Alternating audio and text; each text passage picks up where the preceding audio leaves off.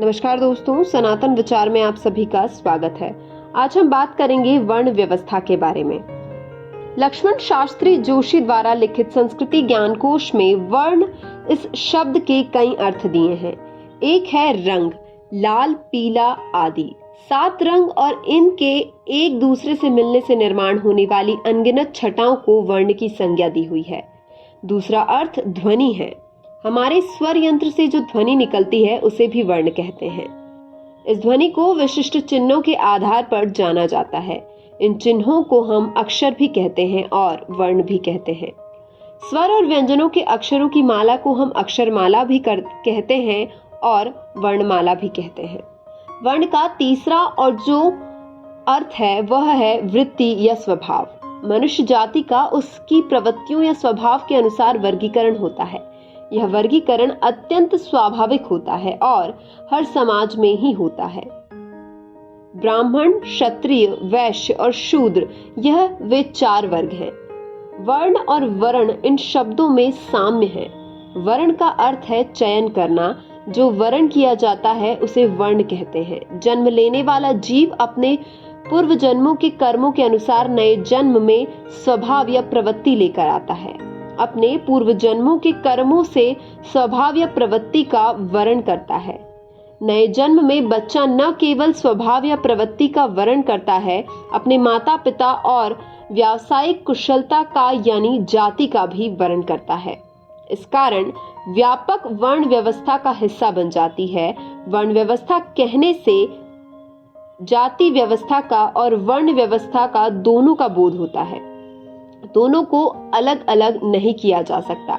हर मनुष्य का स्वभाव, उसकी प्रवृत्तियां, उसके गुण, उसकी क्षमताएं, उसकी व्यावसायिक कुशलताएं आदि भिन्न होते हैं। विशेष प्रकार से काम वह सहजता से कर सकता है। इन सहज कर्मों का विवरण हम आगे देखेंगे। मनुष्य जब अपने इन गुणों के आधार पर अपने काम के स्वरूप का, व्यवसाय का या आजीविका का चयन और निर्वहन करता है, तब उसका व्यक्तिगत जीवन और साथ ही में समाज का जीवन भी सुचारू रूप से चलता है। इसी को व्यवस्था में बिठाकर उसे वर्ण व्यवस्था का नाम दिया गया था। समाज में विभूति संयम। देशिक शास्त्र के अनुसार पहले बताए वर्ण और जाति व्यवस्था के मूल आधार के अनुसार मनुष्य का स्वार्थ और समाज के हित में संतुलन बनाए रखने के लिए तथा समाज की आवश्यकताओं की निरंतर आपूर्ति के लिए यह व्यवस्थाएं स्थापित की गई थी। हर समाज घटक को कुछ विशेष त्याग भी करना होता था, यानी कि जिम्मेदारियां थी और अन्यों से कुछ विशेष महत्वपूर्ण ऐसे कुछ श्रेष्ठ बातें यानी कुछ विभूतियां प्राप्त होती थी। मान, ऐश्वर्य, विलास और निश्चिंतता, यह वे 4 विभूतियां थी। इनके बदले में समाज के लिए कुछ भी त्याग करना होता था। ब्राह्मण वर्ण के व्यक्ति को ज्ञानार्जन और ज्ञानदान की, समाज को श्रेष्ठतम आदर्शों का अपने प्रत्यक्ष व्यवहार के माध्यम से मार्गदर्शन करने की जिम्मेदारी थी।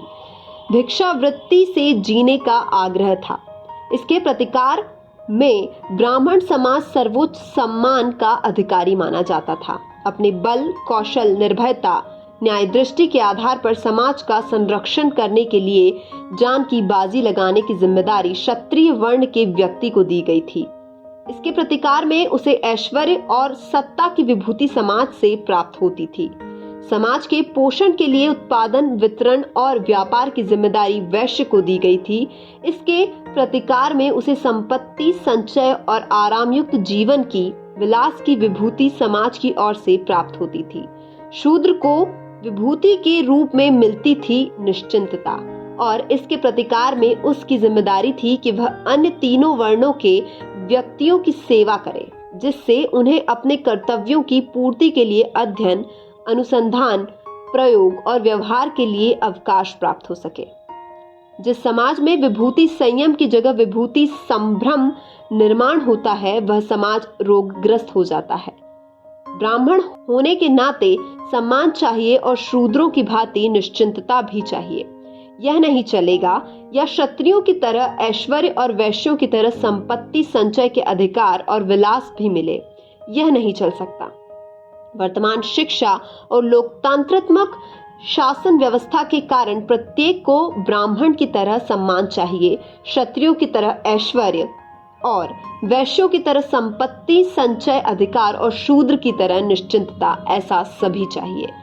वर्तमान दुर्व्यवस्था का यह भी एक प्रबल कारण है कि वर्तमान सामाजिक जीवन के प्रतिमान के कारण विभूति संभ्रम निर्माण हो गया है और वर्तमान लोकतंत्र और वर्तमान शिक्षा दोनों इस संभ्रम में वृद्धि कर रहे हैं। इस लोकतंत्र के समाज के लिए त्याग करने के लिए कोई तैयार नहीं है, लेकिन मान, ऐश्वर्य, विलास और निश्चिंतता, यह चार विभूतियां हर एक को चाहिए। समाज के लिए त्याग करने की किसी की तैयारी नहीं होने के समाज की संस्कृति भी नष्ट होती है। स्वतंत्रता की रक्षा की जिम्मेदारियां। मानव जीवन का सामाजिक स्तर पर लक्ष्य स्वतंत्रता है। स्वतंत्रता 3 प्रकार की होती है: आर्थिक, शासनिक और स्वाभाविक स्वतंत्रता। स्वाभाविक में शासनिक और आर्थिक, इन दोनों स्वतंत्रताओं का समावेश होता है। पूरे समाज की स्वाभाविक स्वतंत्रता की रक्षा करने की जिम्मेदारी ब्राह्मण वर्ण के लोगों की है। इसी तरह शासनिक और आर्थिक, इन दोनों स्वतंत्रताओं का समावेश शासनिक में होता जाता है। शासनिक स्वतंत्रता की रक्षा की जिम्मेदारी क्षत्रिय वर्ण के लोगों की है और आर्थिक स्वतंत्रता की जिम्मेदारी वैश्य की है। स्वाभाविक स्वतंत्रता का अर्थ है मनुष्य को अपने किसी भी स्वाभाविक कर्म को, जो अन्यों का अहित करने वाला नहीं है, कि करने में किसी भी प्रकार का कोई अवरोध नहीं हो। ऐसे ही शासनिक स्वतंत्रता का अर्थ मनुष्य को अपने किसी भी स्वाभाविक कर्म को, जो अन्यों का अहित करने वाला नहीं है, कि करने में किसी भी प्रकार का शासनिक अवरोध नहीं हो। इसी तरह आर्थिक स्वतंत्रता से तात्पर्य है कि मनुष्य को अपने किसी भी स्वाभाविक कर्म को, जो अन्यों का अहित करने वाला नहीं है, कि करने में किसी भी प्रकार का आर्थिक अवरोध न हो।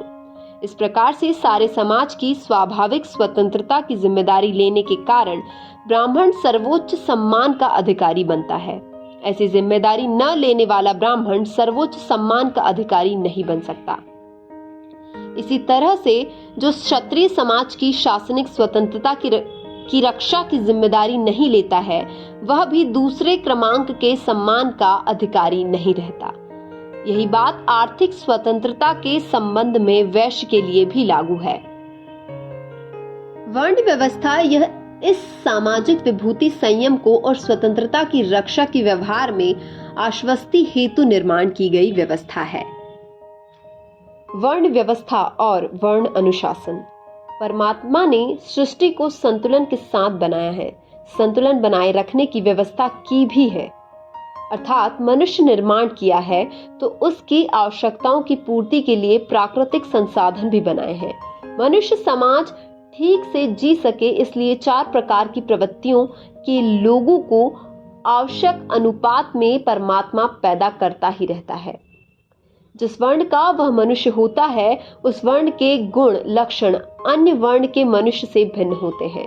हिंदू समाज की विशेषताएं यह रही है कि इस के मार्गदर्शकों ने पूर्व जन्मों के कर्मों के अनुसार नए जन्म में वर्ण विशेष का स्वभाव लेकर आए हैं और मनुष्य के इन वर्णों के गुण लक्षणों को समझकर समाज में इनका संतुलन बनाए रखने के लिए इन्हें एक व्यवस्था में ढाला।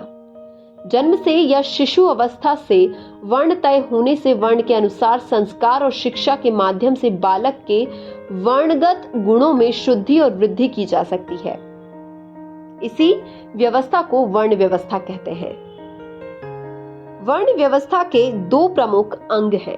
वर्ण विशेष के गुण लेकर आए शिशु या बालक का स्वभाव और गुण लक्षणों को समझना, अर्थात शिशु का वर्ण तय करना।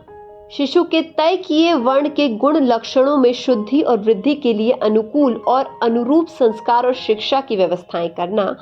ऐसा करने से वर्णगत गुणों की तीव्रता में शुद्धि और वृद्धि होती है, समाज सुसंस्कृत बनता है। जीवंत इकाई के अंग। मनुष्यों के स्वभाव के वर्गीकरण के अनुसार 4 वर्ग बनते हैं: ब्राह्मण, क्षत्रिय, वैश्य और शूद्र। इन प्रवृत्तियों के अनुसार यह वर्ग विशिष्ट प्रकार के कर्म ही अच्छी तरह कर सकता है। इन वर्गों की विशिष्ट प्रवृत्तियों की चर्चा हम आगे करेंगे। अभी इतना हम समझ लें कि हर जीवंत इकाई में इन 4 प्रवृत्तियों के अनुसार कर्म करने वाला उस समाज का या जीवंत इकाई का कोई अंग अवश्य होता है। जैसे मनुष्य का शरीर, यह एक जीवंत इकाई है। इसमें भी ब्राह्मण की भूमिका सिर, क्षत्रिय की भूमिका में हाथ, वैश्य की भूमिका में पेट और शूद्र की भूमिका में पैर काम करते हैं। जीवंत इकाई के हर अंग का महत्व होता है। किसी भी अंग की हानि अंगी की यानी जीवंत इकाई की हानि होती है। मनुष्य के शरीर में जैसे पैर की हानि शरीर की हानि होती है, इसी तरह समाज में किसी भी मनुष्य की या वर्ण की या जाति की हानि होती है। किंतु इसका अर्थ यह नहीं कि हाथ का काम कान करने लगे। हाथ का काम अलग है और कान का काम अलग है। प्रत्येक का मनुष्य के अस्तित्व का अलग महत्व है, अलग प्रयोजन है। जिस प्रकार हम शरीर के प्रत्येक अंग के स्वभाव की चिंता करते हैं, उसी प्रकार से समाज में भी विभिन्न घटकों का महत्व कम अधिक होने पर भी सभी के साथ हम अपने शरीर के प्रत्येक अंग के साथ वह अपना अंग है यह ध्यान में रखकर जैसा व्यवहार करते हैं, वैसा यानी मेरा अपना सगा जैसा व्यवहार तो होना चाहिए। ऐसी ही और जानकारी के लिए सब्सक्राइब कीजिए हमारे चैनल को और वीडियो को लाइक और शेयर करना ना भूलें। तब तक के लिए धन्यवाद।